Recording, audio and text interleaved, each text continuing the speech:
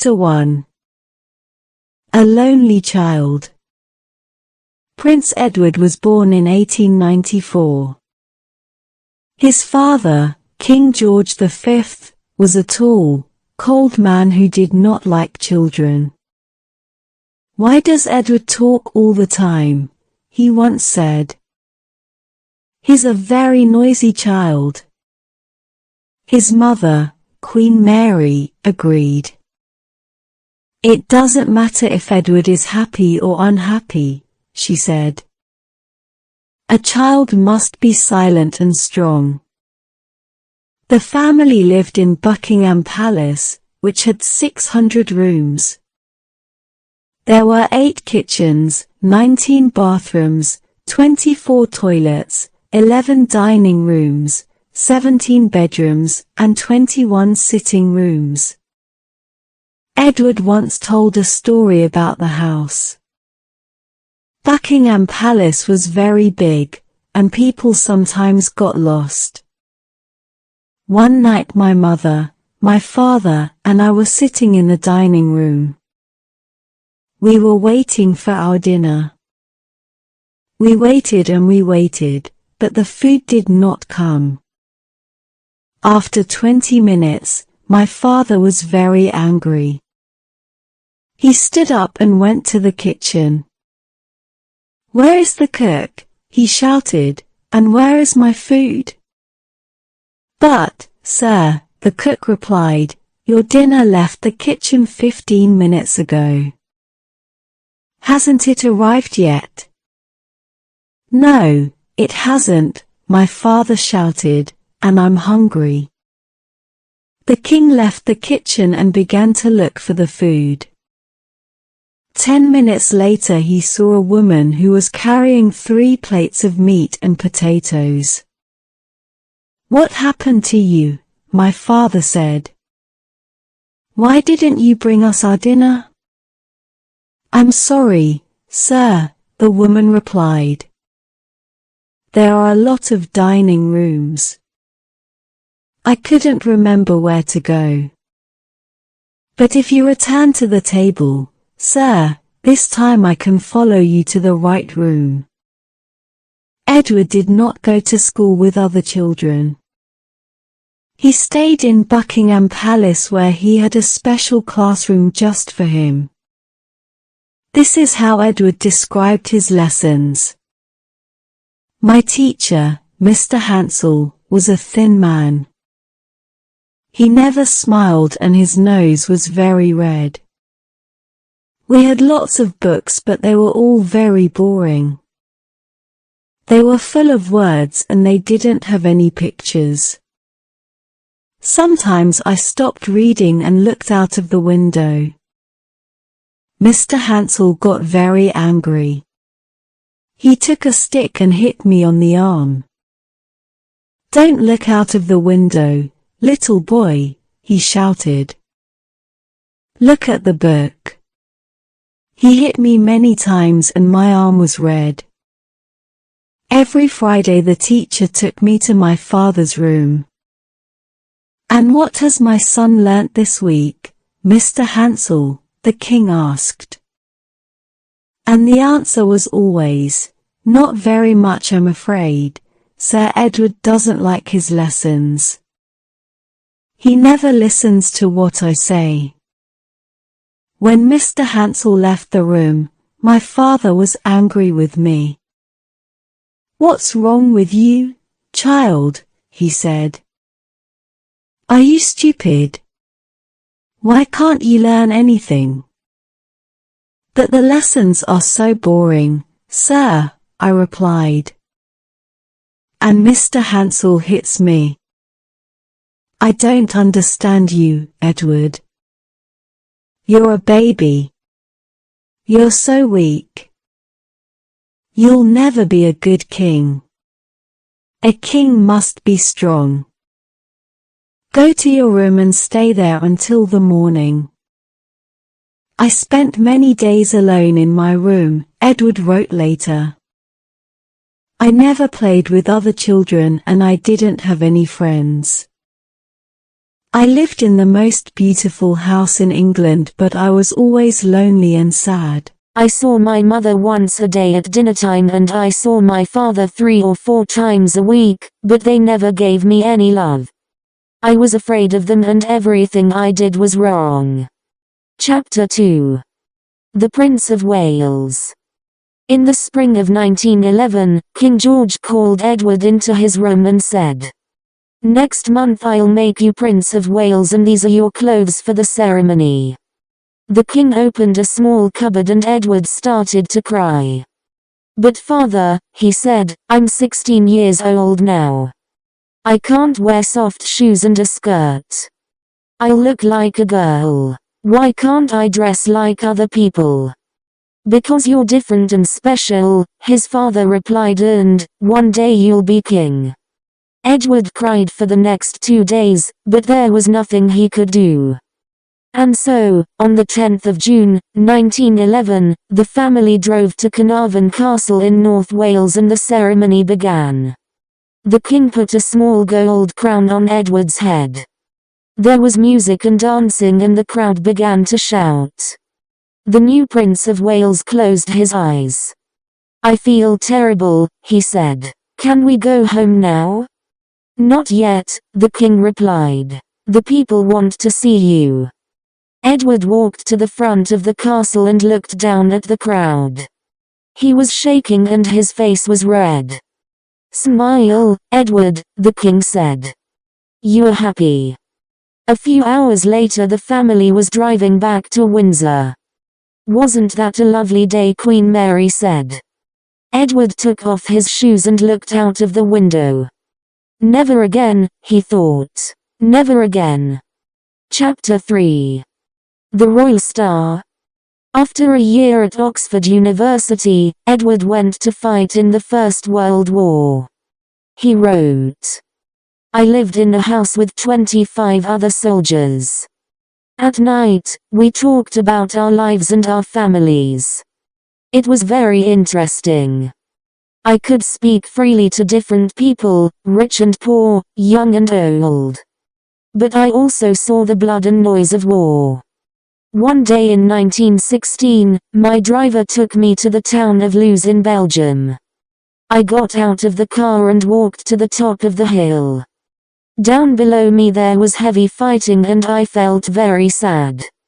An hour later, I returned to my car. I'll never forget what I saw. My driver was dead. While I was away, somebody shot him in the neck."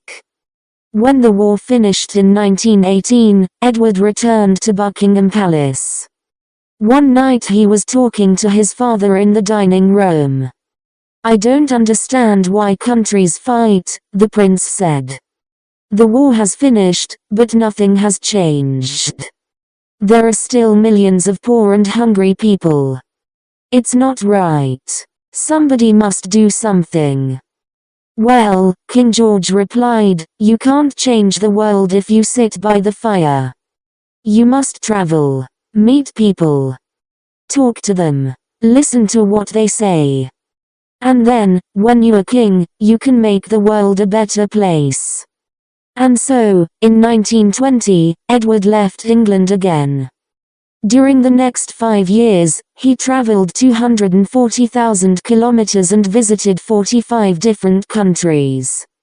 He saw India, Argentina, Nigeria, Mexico, New Zealand, Germany, and Japan. When he came to Toronto, in Canada, there were 500,000 people in the streets to meet him. Everywhere thousands of people waited to see him. There were crowds of 190,000 in Cape Town, 300,000 in Paris, 500,000 in New York, and 750,000 in Melbourne. "Edward is the first royal star," one newspaper wrote, "and he is now the most famous man in the world.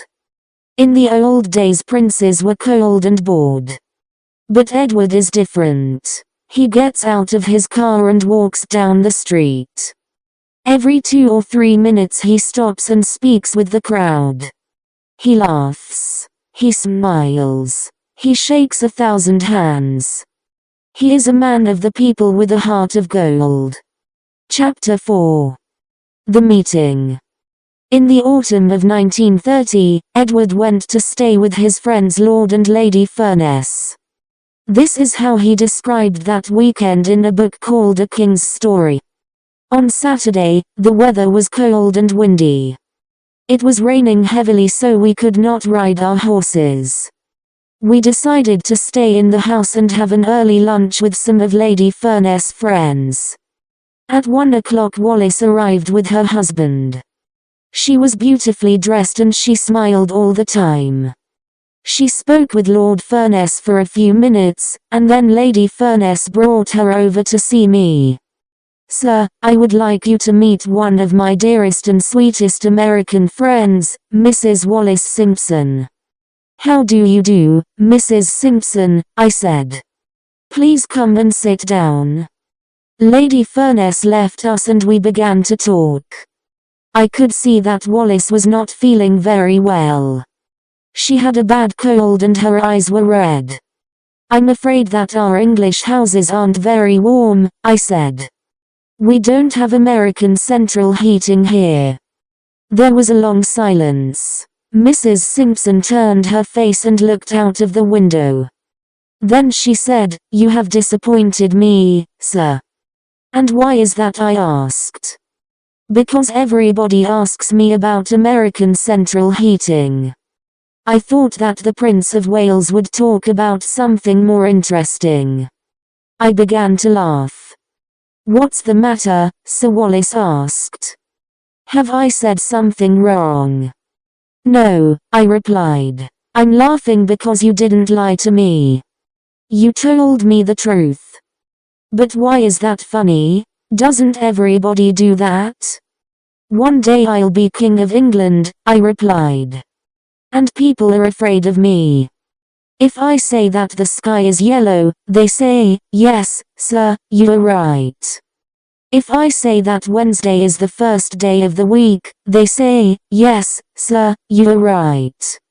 And if I say that Scotland is bigger than Canada, they say, 'Yes, sir, you are right.' But you told me that I was boring. You told me the truth. I like that."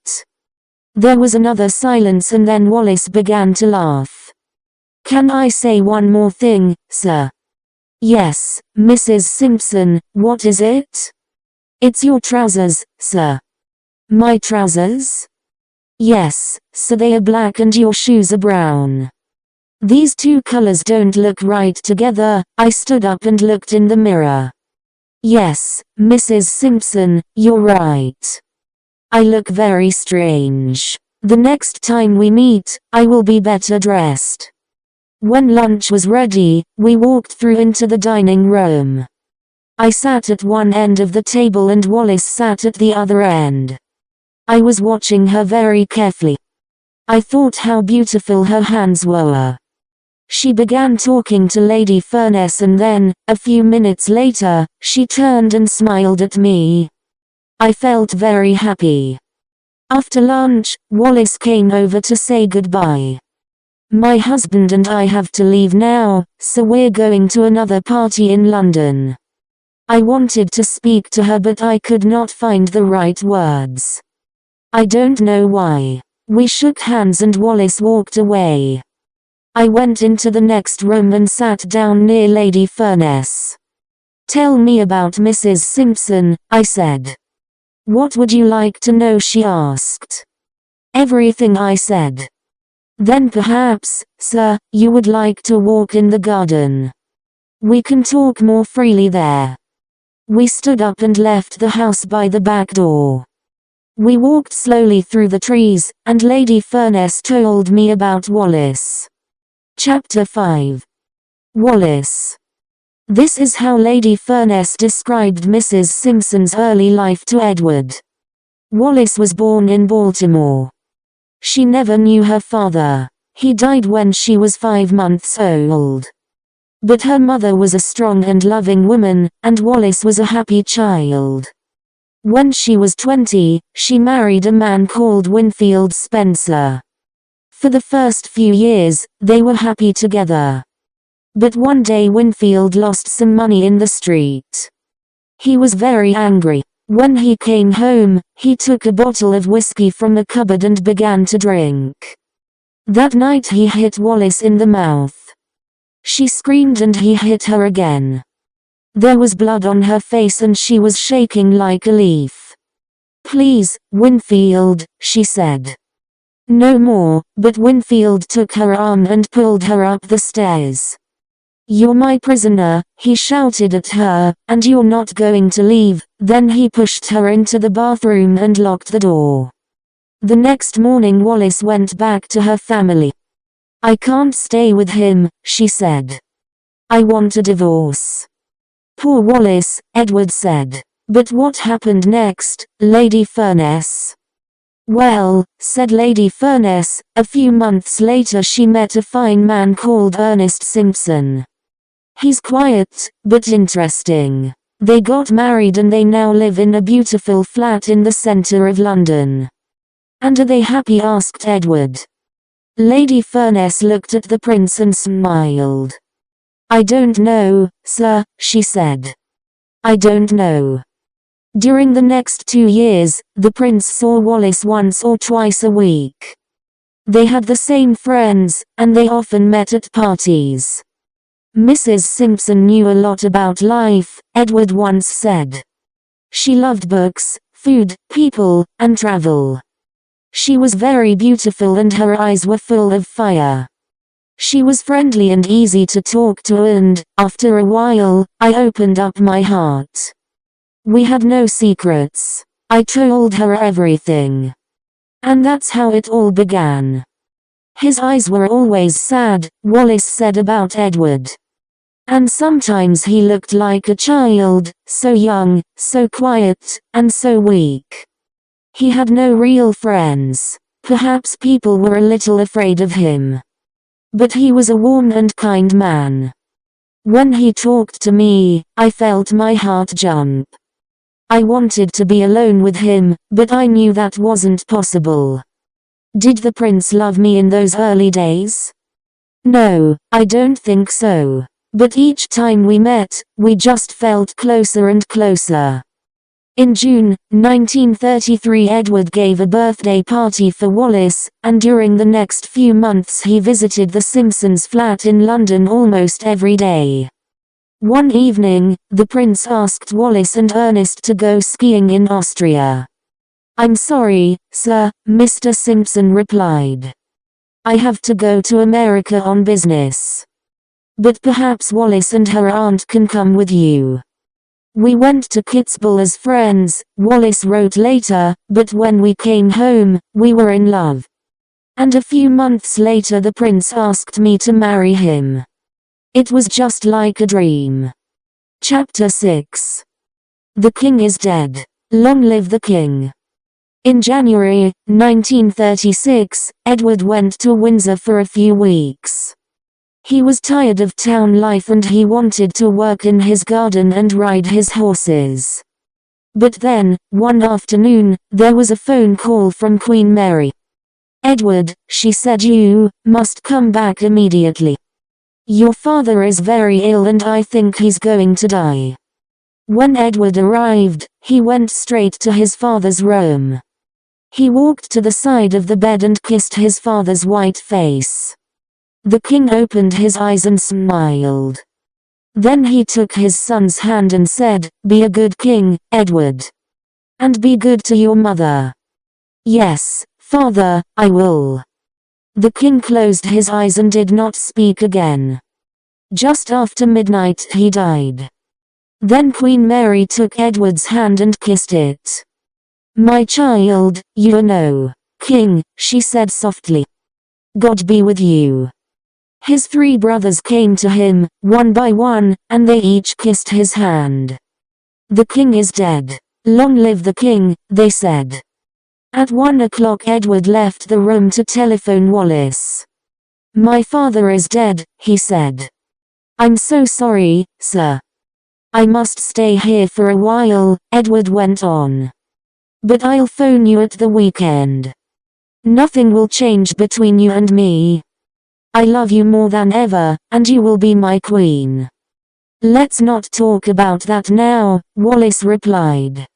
"You must go back to your family." "But you are my family, Wallace. You are everything to me. Good night. Sleep well." When Wallace put the phone down that night, she suddenly felt afraid. Edward is no king, she thought, but what will happen to me? Chapter 7. The Church. In the spring of 1936, Mrs. Simpson wrote a letter to her husband. "Dear Ernest," she wrote, "you have been very kind to me. You are a good and strong man. But I must tell you that our marriage is finished. I am in love with the king and I want a divorce. Don't be angry. There is nothing you can do.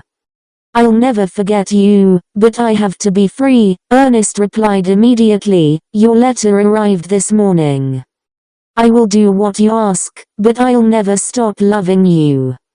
And if you need me, I'll always be here." That night the king and Wallace met at a small restaurant in Piccadilly. Edward read Ernest's letter again and again. "That's wonderful news," he said. "Nothing can stop us now." The next day, when Edward came down to breakfast, Gordon Laing, the Archbishop of Canterbury, was waiting for him. "Good morning, Gordon," the king said. "How nice to see you again. And what can I do for you?" For a minute the Archbishop said nothing. Then he opened a small black bag and took out 3 newspapers. "I have come to see you about Mrs. Wallace Simpson," he began. "The newspapers say that you want to marry her. Are these stories true, sir?" "Yes, Gordon, Wallace is going to be my wife." "But that's not possible," the Archbishop replied. "You know what the Church thinks about marriage and divorce.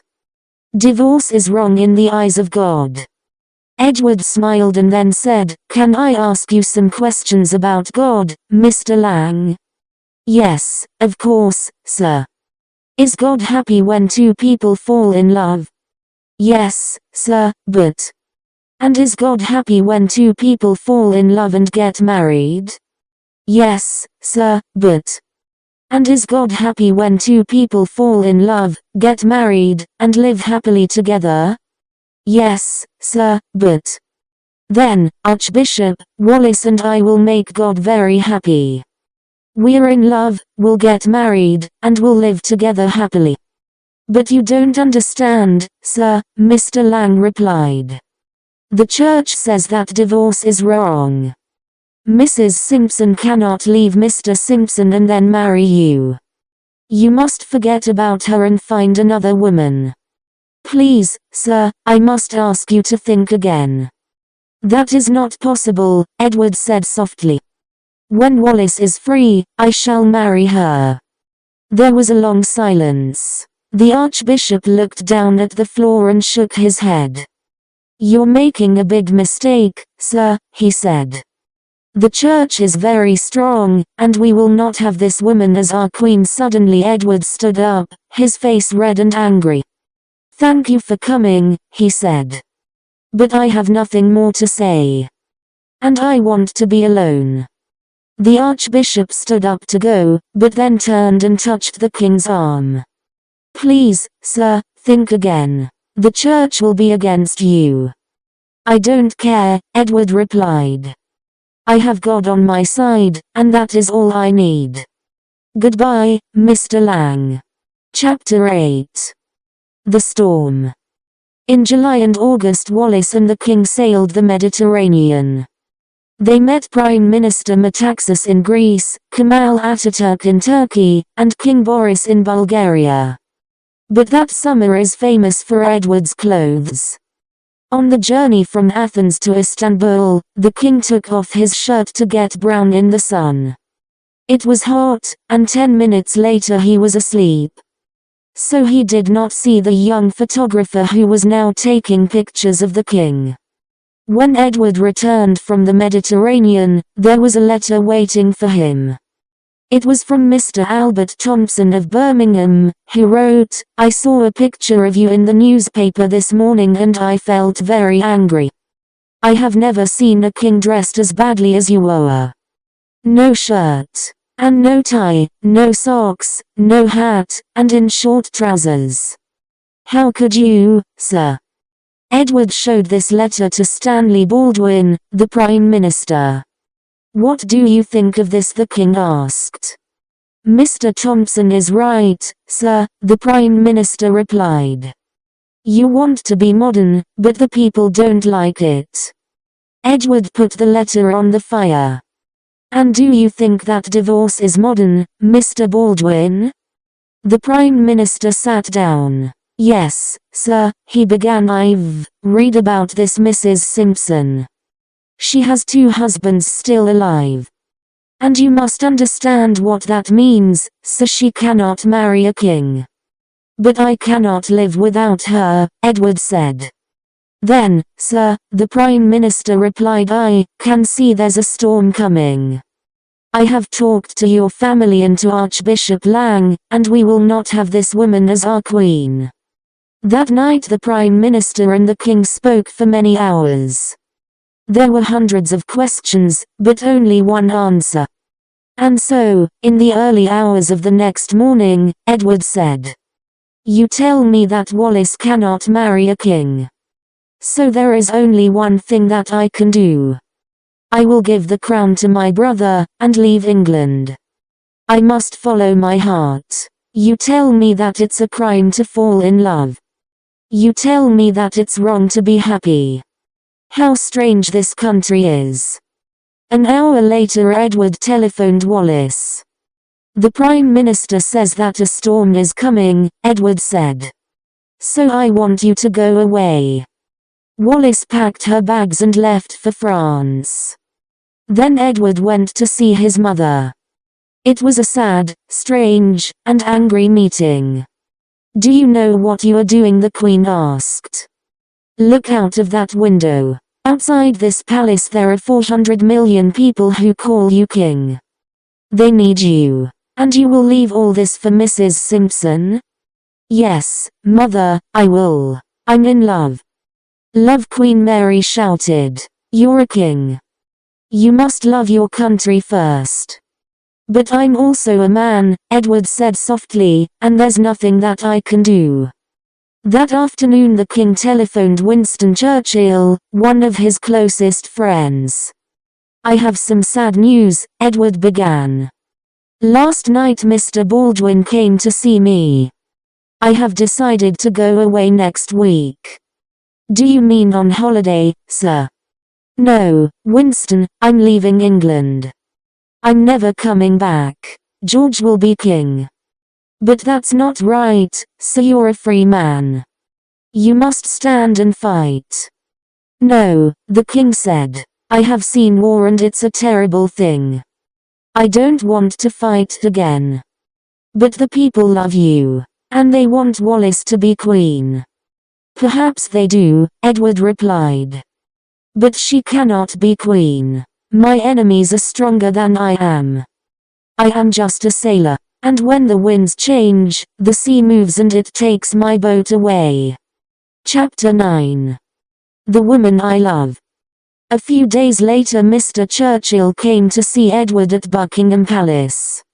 At first, the king was quiet. Then he said, "This is my last night in England, Winston. I love this country. I wanted to be a modern, kind king. I wanted to change the world, but they stopped me. And no, I have to leave." It was 10 o'clock. Edward stood up and walked over to the window. In the dark streets below there were hundreds of people. They were singing and calling his name, "Edward, Edward, we love Edward," they shouted. "Long live the king! Long live love!" Suddenly the king turned to Mr. Churchill. "Why is this happening to me, Winston?" he cried. "What have I done wrong?" He sat down and put his head in his hands. There was a silence in the room, but through the open window came the shouting from the street. Long live Edward. Long live love. Long live Edward. Long live love. Mr. Churchill came over and put his hand on the King's arm. Edward looked up. "Thank you, Winston," he said. "You were a good friend to me." "Thank you, sir, and you were a good king." At 10 o'clock the next morning the telephone rang in Edward's bedroom. "They're ready for you now, sir," a voice said. The king walked slowly down the stairs. In front of him, there was an open door. The family was waiting for him. His mother sat near the window, dressed in black. His brothers stood beside her. How close they are, the king thought. On a small table in the center of the room, there was a piece of paper. Edward sat down and read these words. "I, Edward VIII, King of Great Britain, King of India, King of Australia, King of New Zealand, King of Canada, King of Kenya, King of Nigeria, King of Burma, King of Malaya, King of Singapore, and King of 32 other countries, have today given the crown to my brother George. God be with him and all his people, the 10th of December, 1936. Edward took a pen and wrote his name at the bottom of the page. Then he stood up and kissed his brother's hand. "I never wanted this to happen," George said. "This is the worst day of my life." Edward walked over to his mother. "Before I kiss you," she said, "there are some things that I want to say. I have never understood you, child. This morning you were a king. But tonight, you'll run from England like a thief. Alone. Angry. Afraid. You think that you're free. But you're not. You cannot be free. Everyone needs their family. Everyone needs their home. And tonight you have lost both those things. I love you. I am your mother and nothing can change that. But if you marry that woman, you will break my heart. Go now. It is all very sad." Edward kissed Queen Mary's hand. Then he turned and walked away. The next day Edward returned to Windsor Castle. He went into a small, cold room at the top of the building. From there, he spoke on BBC Radio to Britain and the world. This is what he said. "Tonight, for the first time, I can say a few words to you. Earlier today, I gave the crown to my brother George. He is now your king. I will soon leave this country and travel to France. My heart is with Wallis and I cannot live without the woman I love. I don't know what will happen to me. Perhaps I will never see England again. But think of me tonight when I sail across the sea. God be with you. Long live King George." Edward left Windsor Castle and got into a large black car. It was now midnight and it was just beginning to rain. "Take me away as quickly as you can," he said. The car moved off into the darkness and the rain. "What a night," said the driver. "I think the sky is crying, sir." At 1:30 a.m. they arrived at Portsmouth. Edward got out of the car and a voice said, "The king is here." Edward stopped and looked out across the open sea. There was a thin, cold smile on his face. "King," he said. "No, I am not the king. I am just a man in love." Then he turned and walked onto the ship and into the night. Chapter 10. The Wedding. The next morning Edward telephoned Wallis from Boulogne. "Did you listen to me on the radio?" he asked. "Yes, of course," she said. "And how did you feel?" "I was sitting in my room alone," Wallis said. "And when I listened to your words, I felt so sad. I put my hands over my eyes and I just cried. I couldn't stop myself. You have left everything for me. But I love you so much, Edward, and with me, you'll be the happiest man in the world." "I am that already," he replied. "You are all that matters in my life." Edward married Wallis Simpson 6 months later, on the 3rd of June, 1937. None of the royal family came to the wedding. Edward was 43. Wallis was 41. And they now took a new name, the Duke and Duchess of Windsor. A few weeks later Edward wrote to his brother King George. "I was surprised that you didn't come to the wedding," he wrote. "But Wallis is now my wife and nothing can change that. As you know, we have a house in Paris. But France is not my home, and I want to live again at Windsor with Wallis by my side. I'm sorry, Edward," King George wrote back. "But you know how I feel about that woman. I do not like her. I will never like her. You can live here, but Wallis cannot. My brother," Edward said later, "pushed me away like a dog. I will never forget what he did. And after that I decided that I didn't want my family. They didn't want Wallis, and so I didn't want." Chapter 11. Paris. For the next 30 years, the Duke and Duchess lived in Paris. They gave parties and travelled round the world, but they never went back to Buckingham Palace. When King George died in 1952 and Queen Mary died in 1961, Edward returned to Windsor for a few days. But Wallis stayed in France. "It's your family," she said. "Not mine." But then, in 1966, the Duke and Duchess met Queen Elizabeth at a small party in London. After 30 long years it was time to forget the past. Elizabeth kissed the Duchess and touched her arm. Then she turned to the Duke and said, "Wallis is so beautiful, Uncle. I think you're a lucky man." That day Elizabeth was very kind to us, Edward wrote later. But why couldn't my mother or my brother say those words to me? On BBC television in 1969, the Duke and Duchess spoke about their life together. "Do you argue?" someone asked them. "No, not really," the Duchess replied. "But there's one thing about my husband that I really don't like. He is always late. It doesn't matter if he's meeting a queen, a president, or a film star.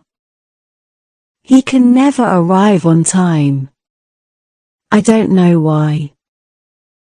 I have tried to change him, but it's just not possible."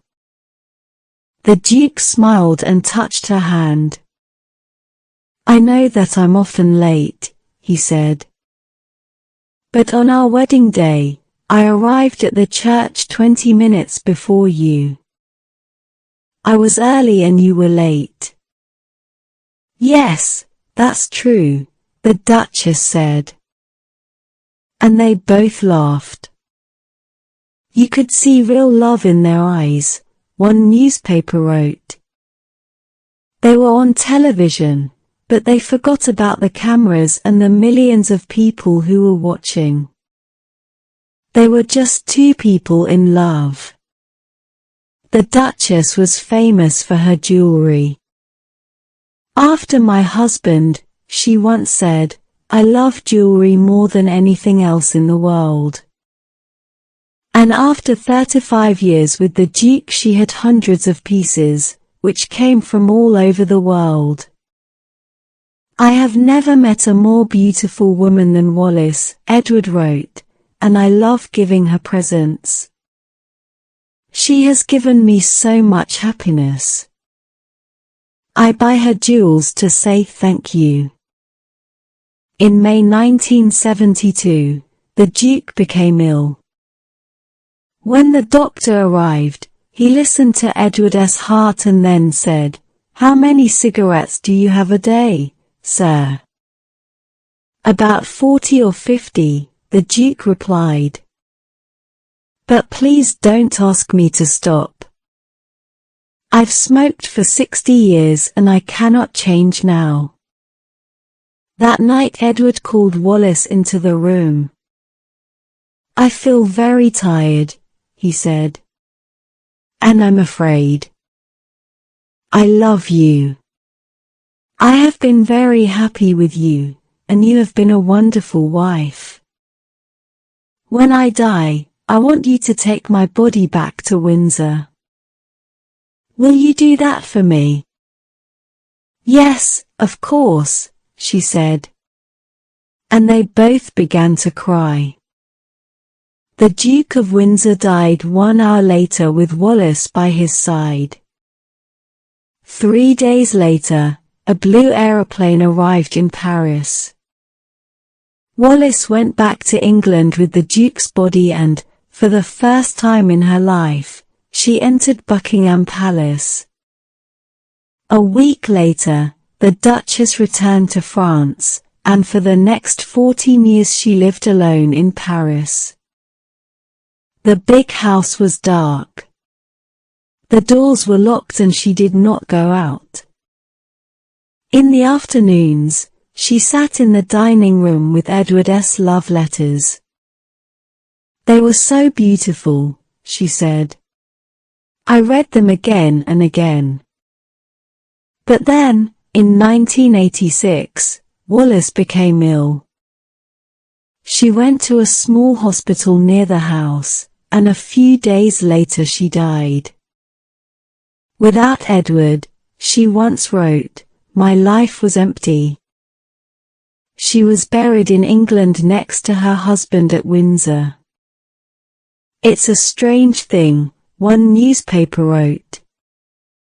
When they were alive, the Duke and Duchess could never live in Britain. It was only in death that they could be there together. Chapter 12. Long Live Love. In 1970, 2 years before his death, Edward said, there are some people who think that I was wrong to give away my crown. But they don't understand true love. When I was young, I lived in Buckingham Palace. I could have anything that I wanted. But I wasn't happy because my heart was empty. Then I met Wallace and everything changed. For half of my life I have lived here with the most beautiful woman in the world, and she is everything to me. When I sit in my garden with the Duchess by my side, I sometimes think about my early life. I remember the days alone in my bedroom. I remember the teacher who hit me with a stick. I remember the war and my travels around the world. And then I remember the crowds of people below my window, who shouted, "Long live love." On my last night in London, I spoke with Winston Churchill. In the middle of our conversation, he said, "I think, sir, that the best things in life are free." I have never forgotten those words. And now, many years later, I understand what they mean. You cannot buy happiness. And you cannot buy love. To be happy deep inside your heart is the most wonderful thing in the world. I have been a lucky man. And so I say, thank God for Wallace, and long live love.